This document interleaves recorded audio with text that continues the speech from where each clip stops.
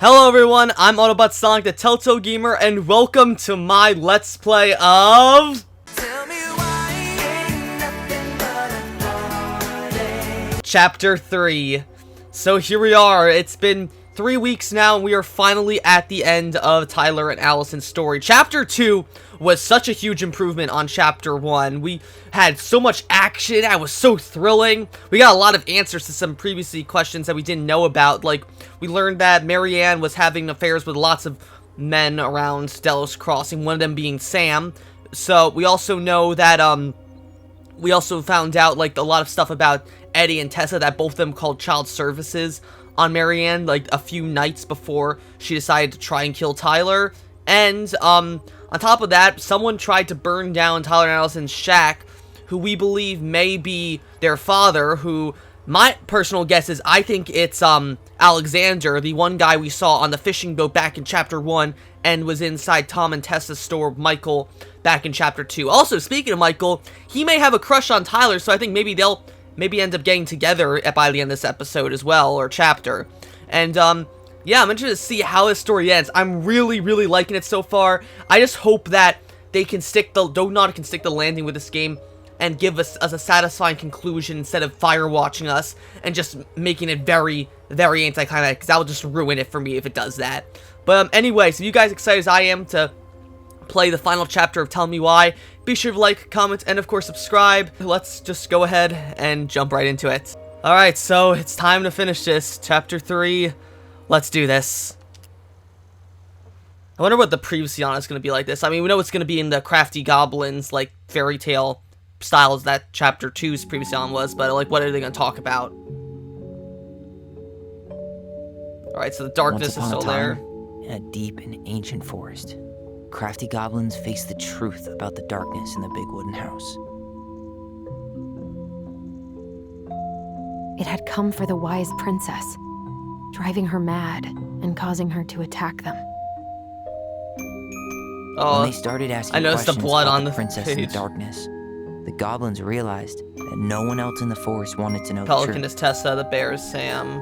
I guess So the muskrat they supposed to be dug Tom. and searched and asked hurtful questions, learning more about the wise princess than they had ever hoped to. But the search took its toll. The darkness was proving too much for Sister Goblin, and yet Brother Goblin kept diving deeper and deeper until Sister Goblin finally said, enough. Ooh. And that was how the goblins found themselves separated again, hurt and confused, with so many unanswered questions and too many open wounds.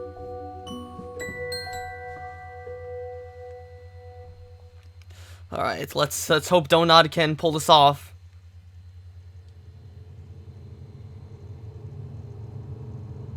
Alright, she's in her bed. Dude, Alyson, pull up your covers, girl. Alyson, Oh! wake up. That's scary.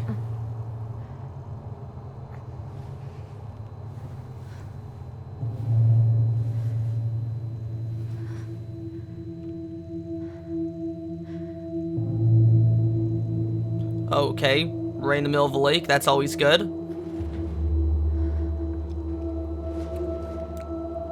Perfect spot to wake up in the middle of the night, too. Are those her stories or drawings?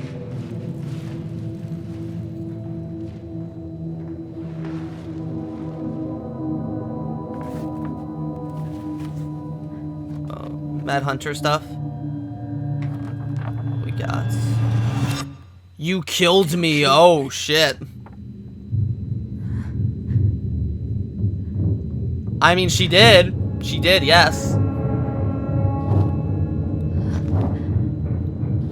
You killed your mother. You killed me. You will end up like me. Jeez. Alyson, I think you're suffering through some big mental trauma from this. Oh, you better run, girl.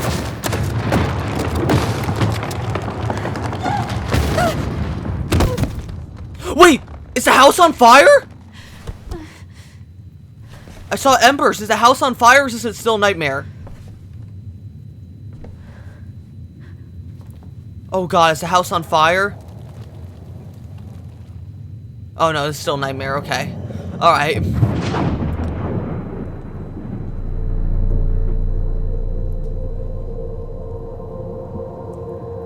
God, when did Donut get so good at making a horror game? I've been this creeped out since Max's like nightmare sequence in Life is Strange season 1. Back in like episode 5 when she fucks up time so much. And find a new place for herself in this world, where she was no longer truly a princess in a tiara and a beautiful gown, but a wan woman alone in a deep and ancient wood.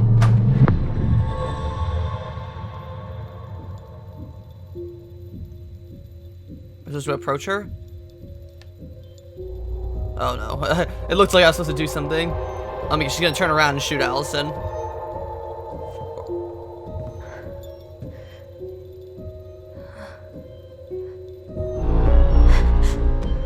Oh, it's herself. Oh, okay. That's creepy.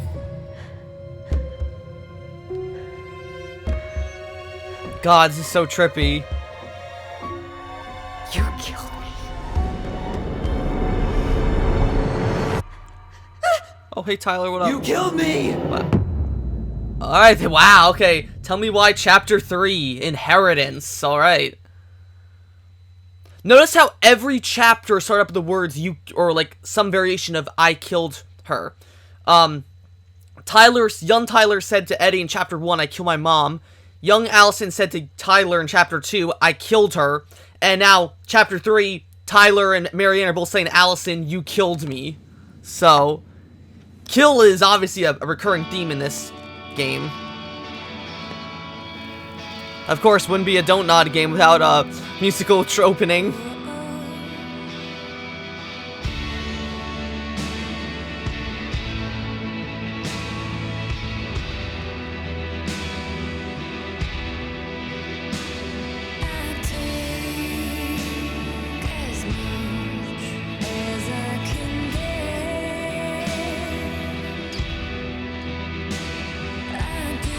God, Donut always picks such good songs to go with their games.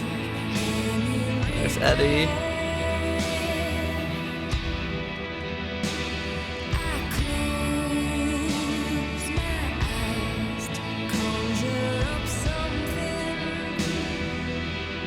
Did Alyson go back to live with Eddie?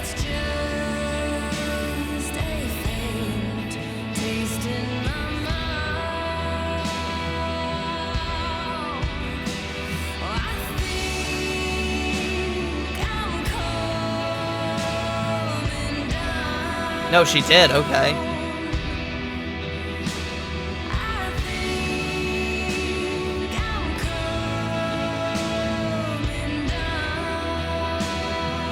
Yo, you legit like laying in the tub with the, in the, your, oh, I think she was just burying her face in the sink, okay.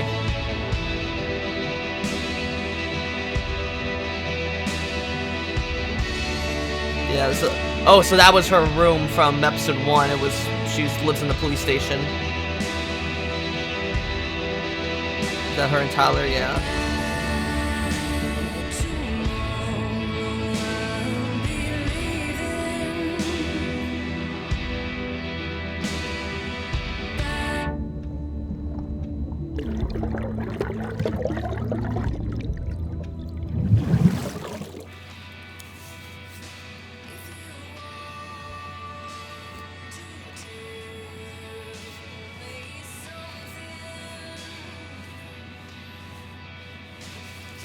And what did Eddie leave for us?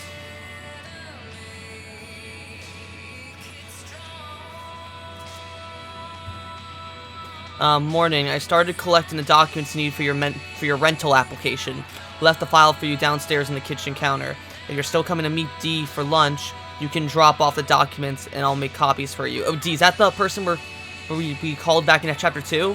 Take it easy today, Uncle Eddie. P.S. My famous buckwheat waffles are slowly growing cold in the kitchen. Aw. He's right. Time to get my shit together.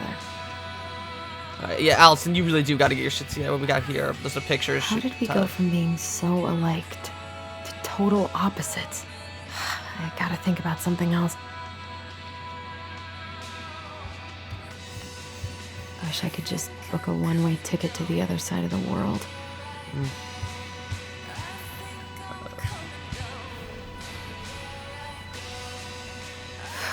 There's not enough concealer in the world to erase the night I had. Good to know I look just as bad as I feel.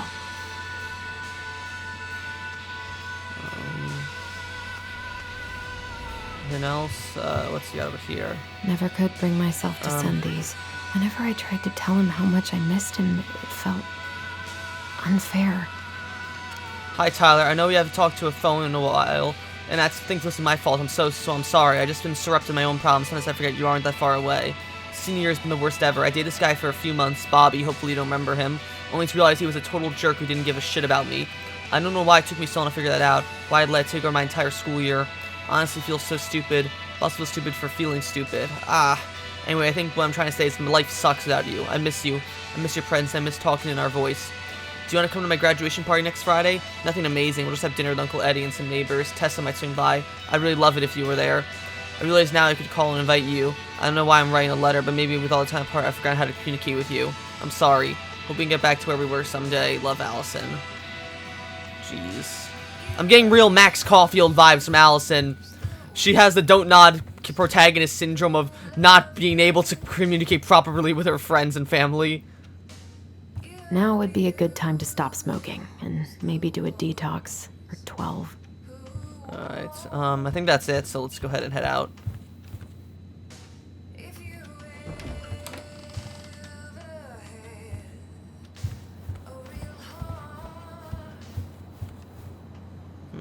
That's Alyson. I miss the slopes. Yeah. Alyson with Eddie. Eddie looks so young here. The days have gotten so short. What's that say? Estimated title schedule. Oh, okay.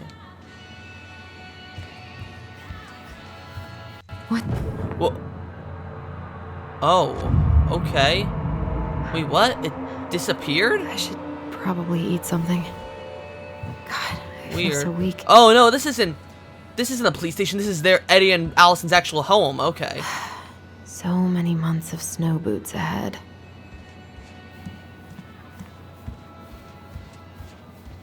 He doesn't like this kind of attention, but he really does so much for the community. Dear Chief Brown, thank you so much for bringing our children home safe last weekend. Without you, they might have gone behind the wheel, and who knows who could have happened to them or anyone else. We'll always be grateful to your wisdom. Thanks again for keeping us off the books. They're good kids who made a mistake, and Lord knows how a police record can compromise a child's future. We know they'll remember your words for a long time, but please rest assured that we will do whatever we can to make sure they understand the extent of what could have occurred, so they can raise awareness among their peers in the community. God bless you, Gail and Toby Locklear, Karen and Brody Moore. Okay. I guess drove some drug kids home. We got here. Is this Eddie's room? Eddie looked pretty concerned when I came home last night. I should have talked to him about what happened, but what the hell was I supposed to say? Yeah, you can't really explain your bond to him. What have we got here? I'm glad he never pushed me to change my last name. In the matter of protective proceeding of Alyson Ronan, date of birth March 7th, 1994, case number 748. So hold on, I guess oh, it's just so it's like just ownership, like so Eddie became her guardian. Still can't believe Eddie never told me he was paying for fireweed. Yeah, we found that back at last chapter. That was a good memory. That was her graduating even though high school, I Tyler guess. couldn't come. Eddie must have been back and forth to Juneau all the time to these shows before he got stuck here taking care of me. Okay. So he goes scuba diving. He plays the sax? I haven't heard him play in a while. Damn. It just sits there I'll just hear him do some collecting dust. jazz. A secret keeper in her secret keep. Oh, what? What is this? Maybe there's something in the Book of Goblins that'll help me figure this out. Alright. Alright, so sure, I think we can do one puzzle. Where story could this be? Is there anything involving a box? The goblins are in their voice. Yeah, we got that one already. That was the last chapter. The big frog is punished. The goblins save the old beaver. The goblins irritate the ice king. A pelican forgives the goblins. The goblins meet the ice troll. The goblins trick the muskrat. The moose teach the goblins. The mad hunter gets his hand back.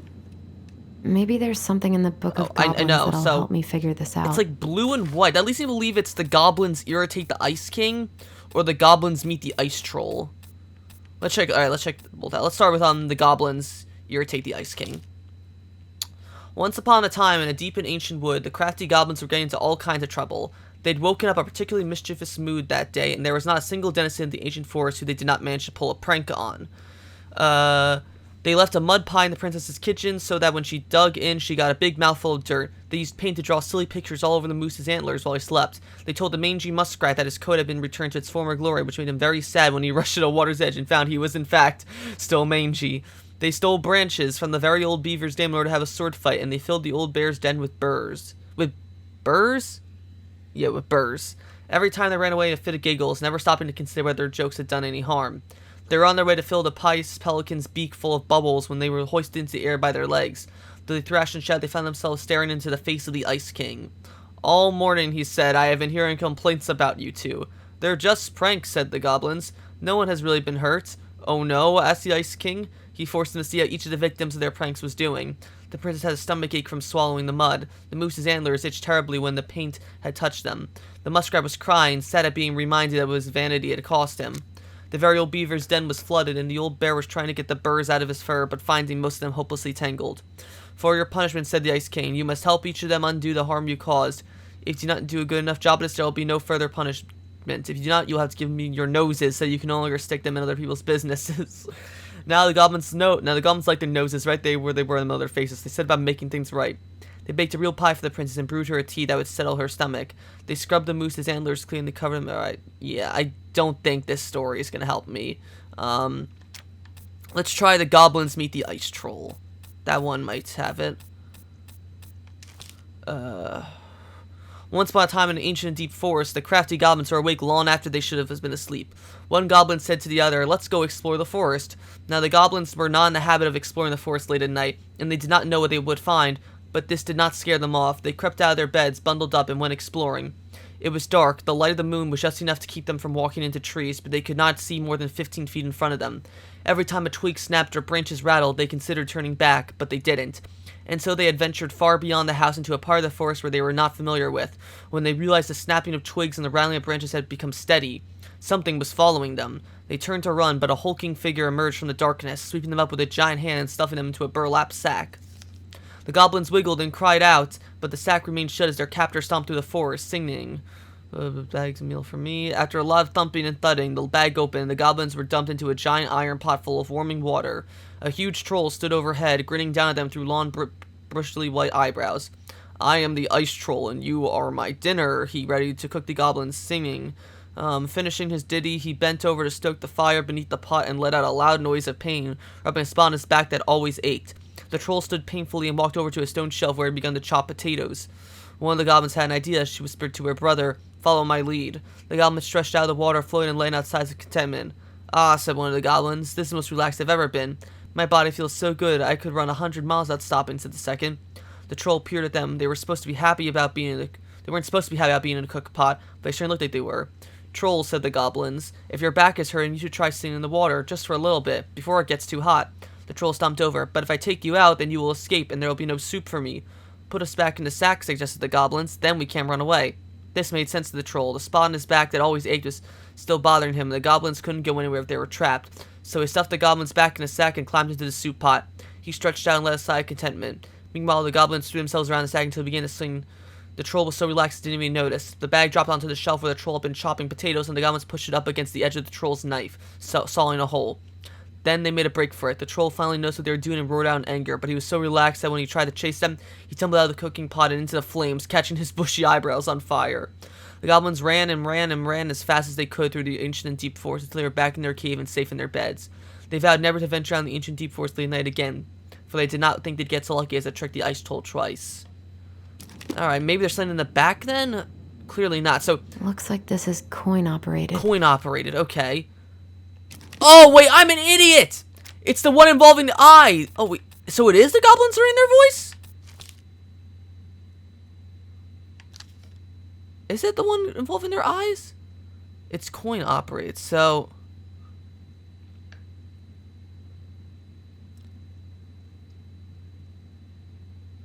Wait, what?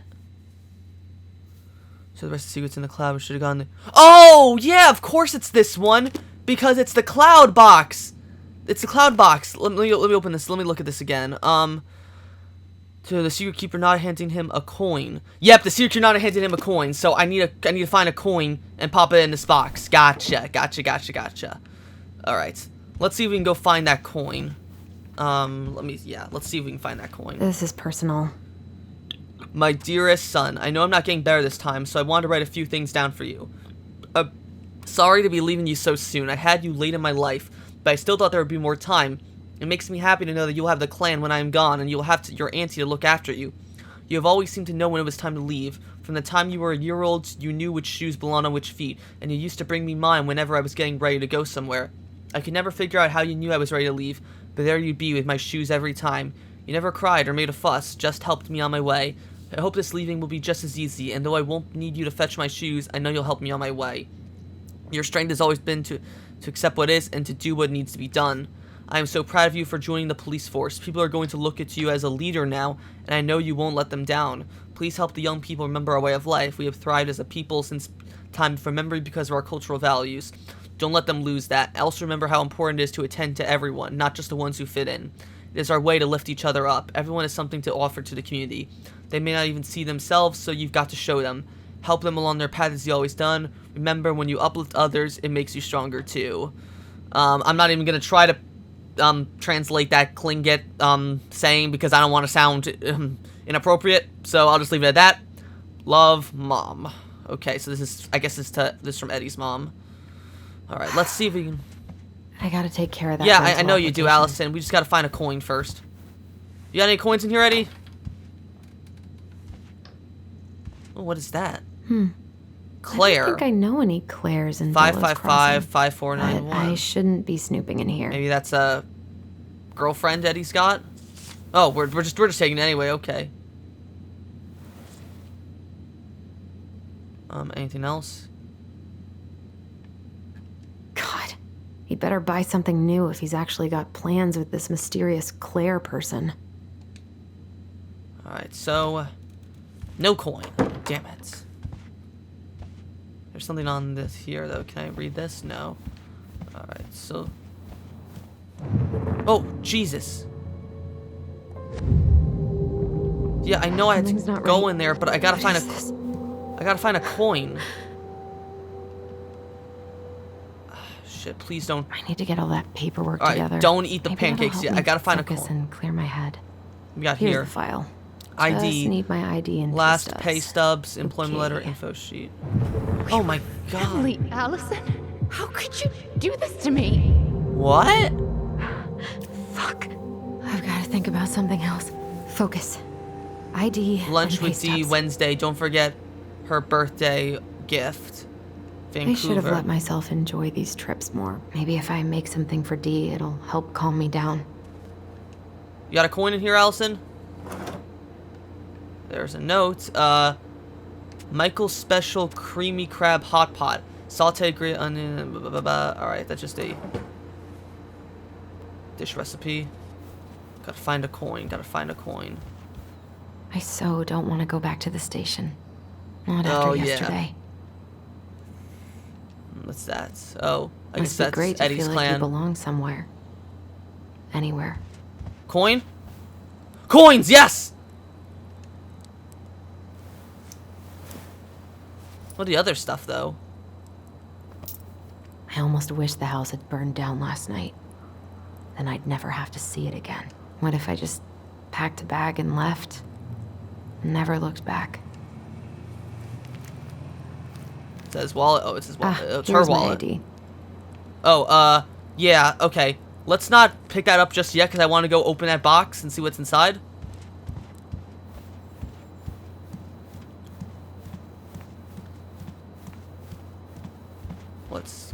We got the coin, so we're going to use it to open the box.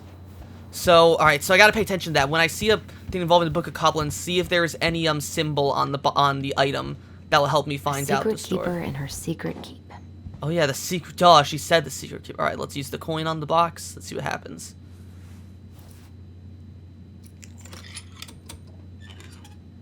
Oh, collectible.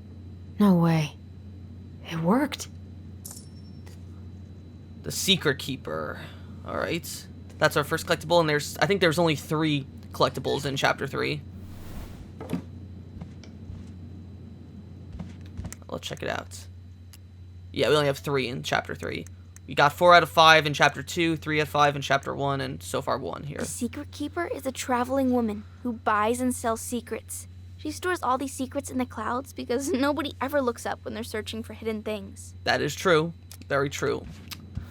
Alright, well, before we go ahead and complete our breakfast and probably trigger another Bond memory, I think I'm going to end this episode here. Thank you all so much for watching. In the next episode, we're going to go see what Alyson's got planned for next. If you like this Let's Play so far, be sure to like, comment, and of course subscribe, and I will see you guys later.